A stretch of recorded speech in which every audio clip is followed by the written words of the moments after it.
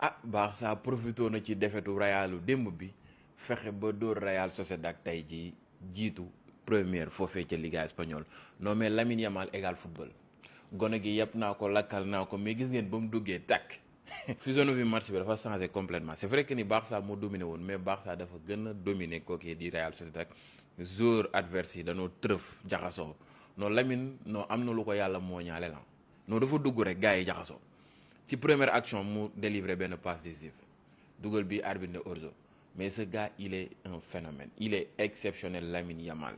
le FC Barcelone dañ ko mëne 1-0 ma xam xel que ni ñii non buñ égaliser ci avant premier mi-temps bi di jeex non ils vont gagner ce match effectivement noonu la mujjee demee avec un match bien maîtrisé par le FC Barcelone malgré c'était un peu compliqué nag Real Sociedad il s'est pas laissé faire ñoom it jéem nañoo wane seen bopp mais nag loolu suffirul pour gagner kooku di FC Barcelone mi nga xam ne actuellement objectif am mooy romb Real Madrid te mujj na koo am actuellement rawee na Real Madrid benn point ñu ngi xaar la suite mais kenn du Pedri homme du match moom dañ ko war a dàkkantele kooku di Pedri naaj de vidéo spéciale en tout cas kooku di Ferran Torres a fait une très bonne entrée mais kenn du Rashford man nag je voyais Rashford football daanaka peut-être 80 minutes wala sax toute totalité match bi nag Rashford li muy wane ni ces temps-ci non dal na xel pour kooku def FC Barcelone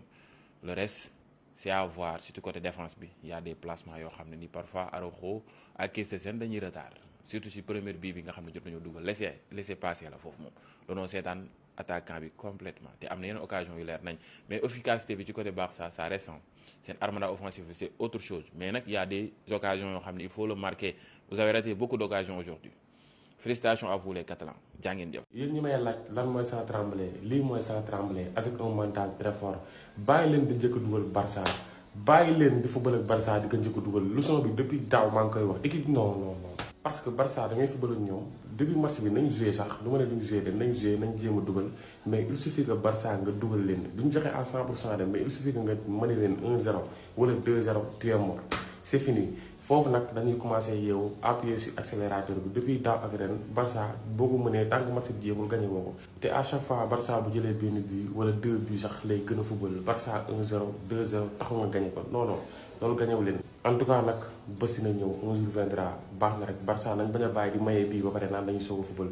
mais nag Barça saison passée ak Barça cette saison gisuma si différence c'est la même chose Barça bu daaw bi ak Barça bu ren bi Barça dañ koy mënee mu remonté la Barça ci domine un Barça très sérieux très professionnel Barça récupéré na première place bi instant bi le Barça est leader en Liga. il fallait le faire et le Barça l'a bien fait ay ci sama gars yi mi ngi noonu dans un match très difficile le Barça a fini par gagner c'était un match très important contre la Real Sociedad mi ngi noonu gars yi Barça dafa waroon gagner tey pour jël première ci li nga xam ne moom mooy Liga bi match bi nag compliqué woon na c'était difficile les Catalans se sont fait peur boo xoolee Real Sociedad moom il fait pas de cadeau au grand du booy kenn muy Real muy Barça même boo koy gagner match bi day xaat day metti boo xoolee Odriozola sax moo njëkk dugal Real Sociedad pardon moo yoxatu ki nga xam ne moom mooy FC Barcelone mais quelques minutes après la révolte sonnée par l'inévitable Jules Koundé c'est ça la force du Barça attaque bi milieu défense ñëppay dugal ñëpp a mën a def différence ci à tout moment à n'importe quel instant mi ngi noonu gars yi Jules Koundé moo semé révolte bi avant ñuy mi-temps égaliser ci deuxième mi-temps bi le grand absent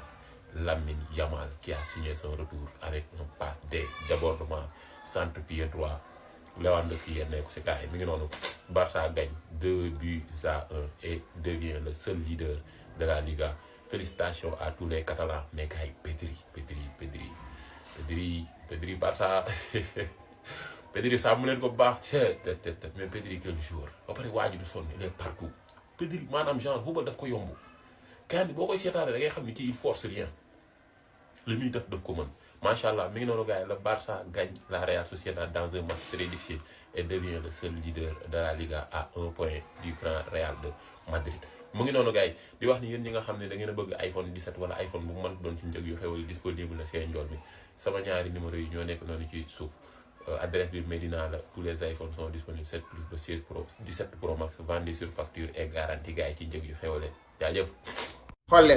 leen photo bu baax xool leen temps yi fi mu toll 56e minute de jeu la Lamine Yamal mu ngi si banc bi di sol moyom pour waajal dugg 57e minute de jeu Lamine Yamal dugg na à la place de Rooney Bardi mais xool leen li xew 58e minute de jeu passe de Lamine Yamal but de Robert Lewandowski. Il a vite montré à tout le monde ce qui le boss, ce qui le patron, ce qui le meilleur joueur du monde. On s'est fait peur même si on a fait un très bon début de match. Début de match bu baax la FC Barcelone def yor bal bi di football maîtriser match bi mais à la 30e minute de jeu problème yi commencé Odriozola yoxo suñu 1-0 pour Real Sociedad 1-0 mais c'est le FC Barcelone pas de panique xam nañu FC Barcelone moom mëne ko 1 taxul nga gagné ko mëne ko 2 taxul nga gagné ko par la suite c'est le FC Barcelone di pousser dem ay occasion mais di raté rek tey lañ fa raté ces occasion waa ñuy égaliser bëri na trop sax mais juste avant la pause si la Jules Koundé yénnee ko benn centre sur corner de Marcus Rashford égaliser 1 but partout si lañ mi-temps ñëwaat Hansi Flick ajuster les choses rocci Rooney Bardi indi Lamine Yamal Rooney Bardi aussi qui a fait un très bon premier mi-temps amal daa dugg rek ñu dénk ko bal bi ne ko defal sa liggéey comme ni mu ko daan defee Lamine Yamal jël bal bi fixé défense bi percé défense bi dugg centré Lewandowski yénnee ko mbëkk bu magnifique permettre FC Barcelone doon gagner match bi 2-1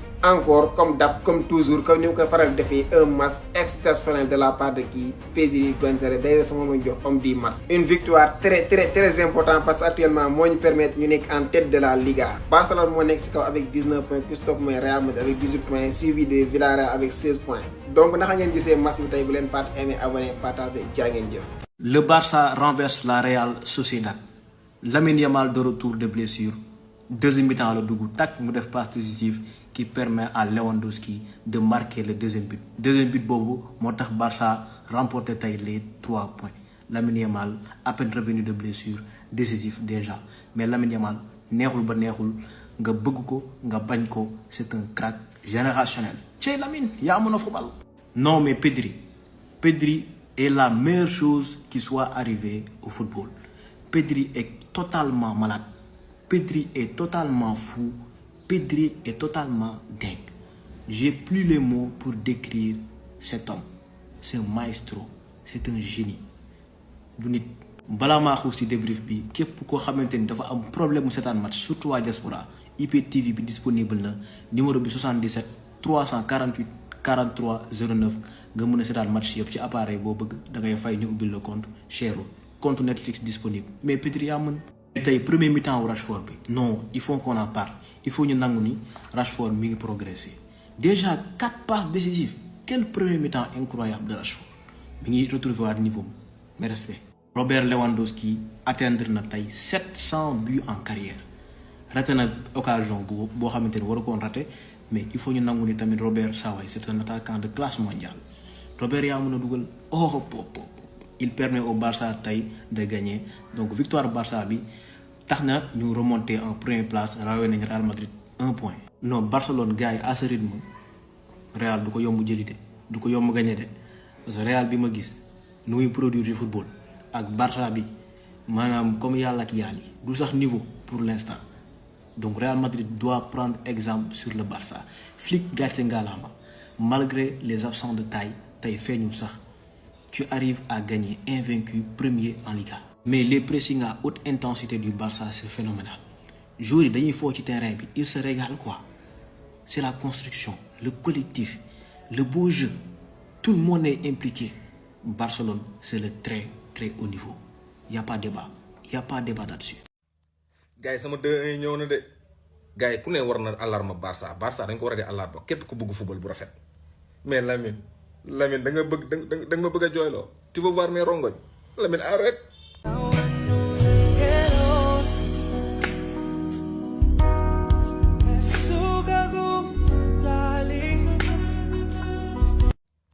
Lewandowski loolu lañ koy dugal meilleur buteur mën nga ko jëlee bul décourager mais leneen li ma gën a neexati mooy rentrer Lamine Yamal il force il réussit football bu dal mais Real Sociedad nag macha allah quoi. Vraiment, ils nous ont fait très mal quoi. Koundé, quelle tête. Vraiment, sans blessure les gars, Barça a gagné donc dans l'ensemble, vraiment ça a été donc extraordinaire. Nga wara am Paris mercredi, nga jouer sans blessure. Ça fait plaisir. Bon, à part que ni blessé ñeu après quoi. Donc voilà. Lamine arrête. Non gars yi nak war nañ di alarme Barça. Loolu mom dama ko waxti encore. Mais quel football,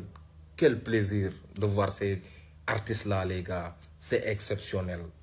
Non mais Visca Barça ouais. Lamine Yamal bon victoire de FC Barcelone 2-1 Pedri homme du match loolu lépp nous sommes d'accord mais Lamine Yamal personnellement il m'impressionne 2 ballons touchés passe décisive et quelle passe élimination défense adverse passe Lewandowski but clinique mais Lamine Yamal ku ko am je pense que ne doo nelaw Lamine Yamal su ma latéral équipe adverse ma wax damay demander changement génne pour toog parce que bu duggee daf lay rey je pense que ne instant bii nii amul latéral bu war a am Lamine Yamal di nelaw mënoo nelaw fooy nelawee du la may il faut nelawee ce gamin là il est audacieux ce gamin là franchement il voilà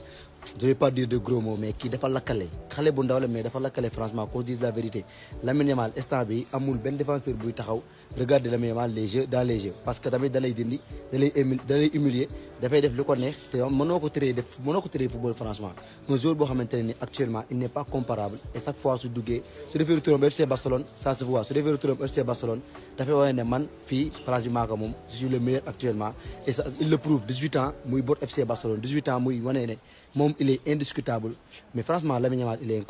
il est incroyable ce gamin